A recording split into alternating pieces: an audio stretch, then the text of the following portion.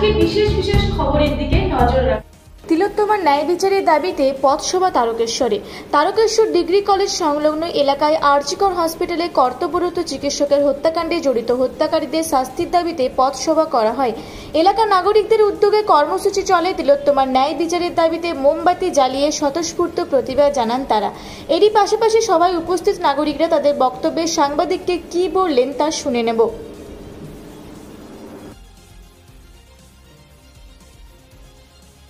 নির্যাতিকার চিকিৎসকের বাবা মা যে রাজ্যবাসীকে পাশে থাকার আবেদন দিয়েছিলেন, তা এই বিষয়টা নিয়ে আপনি কি বলবেন?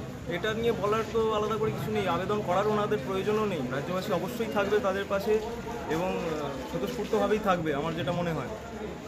এতে কারোর কিছু কোনো দ্বিমতের জায়গা নেই। এই জায়গায় এটা সবার দাবি, রাজ্যবাসী গোটা দেশবাসীর দাবি।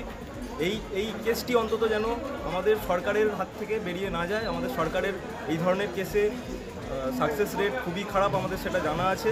এবং সাকসেস রেটের কথা তো বাদই দিন, ওসব নিয়ে বলার কোনো জায়গা নেই।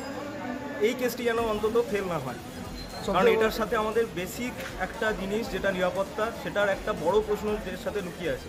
এবং এটা কেউ আমরা কোনোদিন হাত থেকে যেতে দেবো না। যতদিন না ন্যায় বিচার পাওয়া যাচ্ছে এই আন্দোলন চলবে এবং এর চেয়ে বাড়বে। আগামী 27 তারিখে যে নবান্ন অভিযান যে ডাক দিয়েছেন, তাতে আপনারা সামিল হচ্ছেন? আমি 27 তারিখের অভিযানের ব্যাপারে আমি সেরকমভাবে কিছু শুনিনি। আমি বলতে পারবো না কারা ডাক দিয়েছেন কি ডাক দিয়ে দেননি।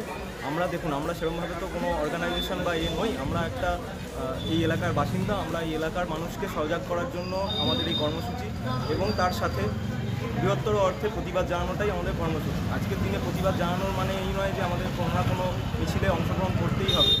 হ্যাঁ, এটাও করাটাও জরুরি, আমি সেটাকেও অস্বীকার করছি না, কিন্তু সব কিছু জেনে শুনে বা না জেনে শুনে সেটা করাটাও উচিত নয়। আপনার নাম আর পরিচয়?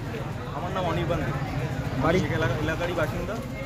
আমি একজন পেশায় একজন মেকানিক্যাল ইঞ্জিনিয়ার। ধন্যবাদ। আমাদের দেশের সব মহিলারা যেন সেফ থাকে, যেন কোনো রকম তাদের প্রতি অবিচার না হয়। তারকেশ্বর হুগলি থেকে আশিস কুমার ঘোষের রিপোর্ট, রূপসী বাংলা মিডিয়া।